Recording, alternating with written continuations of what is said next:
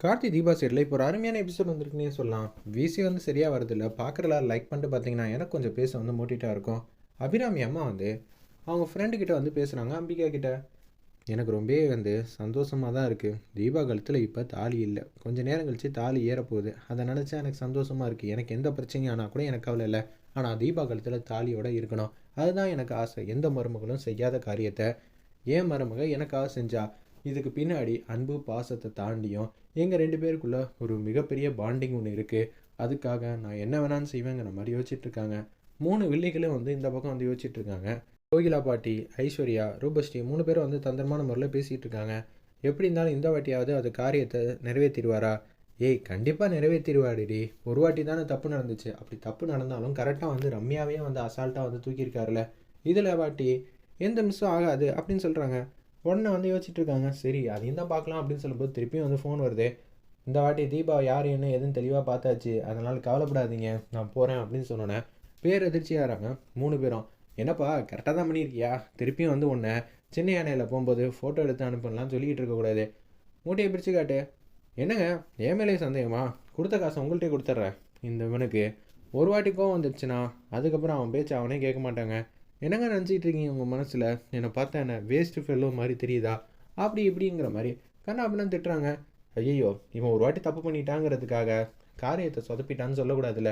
இந்த வாட்டி கரெக்டாக தான் செஞ்சுருப்பான் அப்படின்னு சொல்லும்போது சந்தோஷமாக வந்து சின்ன யானையில் ஏற்றிட்டு அப்படியே போயிட்டுருக்காங்க. ஒரு பக்கம் ஆப்போசிட்டில் இவங்க 3 பேரும் வந்து தீபாவை பார்த்துட்றாங்க. எனக்கு தான் தெரியுமே இவன் எப்படிப்பட்ட ஆளுன்னு அப்படின்னு சொல்லிட்டு இருக்கிறப்ப, ஏய் இந்த வாட்டி யாரா தூக்கிட்டு போனேன், தீபா இங்கே இருக்காடா அப்படின்னு சொல்லி கோகிலாப்பட்டி வந்து கண்ணாமனா திட்டும்போது பார்த்தா மைதிலியை தான் கூட்டிகிட்டு போயிட்டுருக்காங்க அந்த இடத்துல. இப்போ என்ன பண்ணுறது நீங்களே சொல்லுங்கள், மைதிலிங்கிறது யார் அப்படின்னு சொல்லி கேட்குறாங்க. தீபாவோட அண்ணி. அப்போனா எதுக்கு இந்த விஷயத்தை அப்படியே விடுறது? இவங்களை வர வச்சு தீபா கிட்ட சொல்லி வர வைப்போமே அப்படின்னு சொல்கிறாங்க. இதுவும் நல்ல ஐடியா தான். சரிங்க, நான் என்னோட குடோனுக்கு கூட்டிகிட்டு போகிறேன்னு சொல்லிட்டு அந்த இடத்துல குடோனுக்கு வந்து வேக வேகமாக போகிறாங்க. வேறு லெவலில் இருந்துச்சுன்னே சொல்லலாம் அந்த சீன்லாம். ரம்யா வந்து யோசிச்சுட்டு இருக்காங்க. இந்த வாட்டி நம்மளோட திட்டம்லாம் தவிடுபடியே ஆக்கவே முடியாது, நம்ம கரெக்டாக வந்து காய் நவுத்தணும், ரியா வச்சு தான் எதுவாக இருந்தாலும் செய்யணுங்கிற மாதிரி யோசிச்சுட்டு இருக்காங்க அந்த இடத்துல.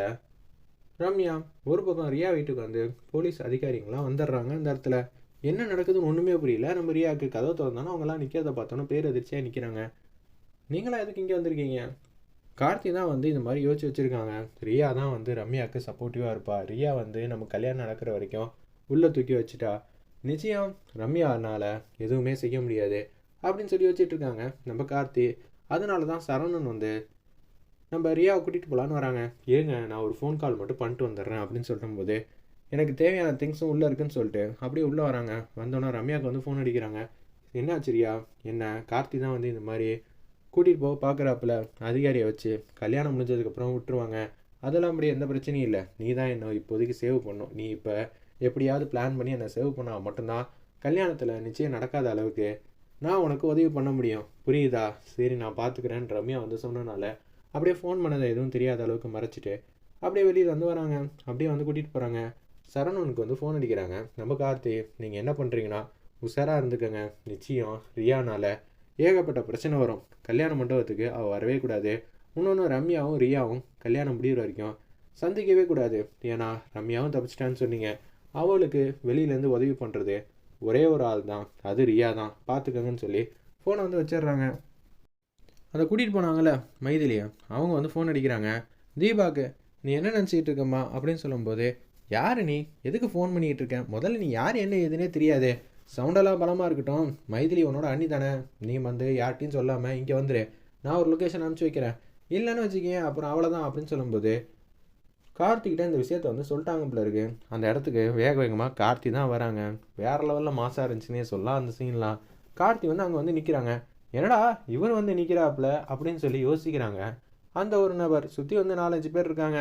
தம்பியை வந்து போக சொல்லிட்டு தீபா வந்து வர சொல்லலான்னு சொல்லிட்டு யோசிச்சு வச்சுருக்காங்க போல இருக்கு அந்த இடத்துல. அப்பன்னு பார்த்து நல்ல வேலை தம்பி வந்துட்டாங்க, இனிமேட்டு கார்த்தி வந்துட்டாங்கல்ல, இனிமேட்டு வேறு லெவலில் சண்டை இருக்க போகுதுங்கிற மாதிரி யோசிச்சுட்டு இருக்காங்க நம்ம மைதிலி. தீபா வராமல் இருந்துட்டா அது வரைக்கும் சந்தோஷங்கிற மாதிரி தான் திங்க் பண்ணிகிட்டு இருக்காங்க.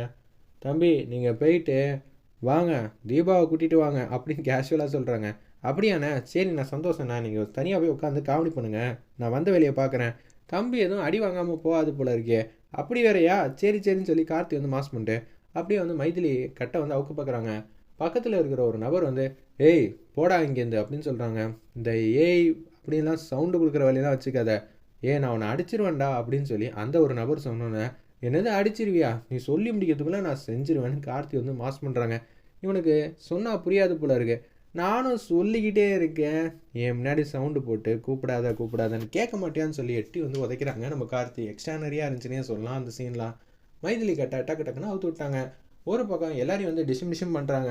டேய் அடிங்கடா, என்னடா டெய்லி வந்து எவ்வளோலாம் அவங்களுக்கு சாப்பாடு வாங்கி தரேன், அவனை எப்படி இருந்தாலும் அடிங்கடா, ஏன்டா அப்படி போட்டு பாடாப்படுத்துறீங்கன்னு அந்த ஒரு நபர் மட்டும் காமெடியாக வந்து நினச்சிட்டு இருக்காங்க. வேறு லெவலில் இருந்துச்சுன்னே சொல்லலாம் அந்த சீன்லாம்.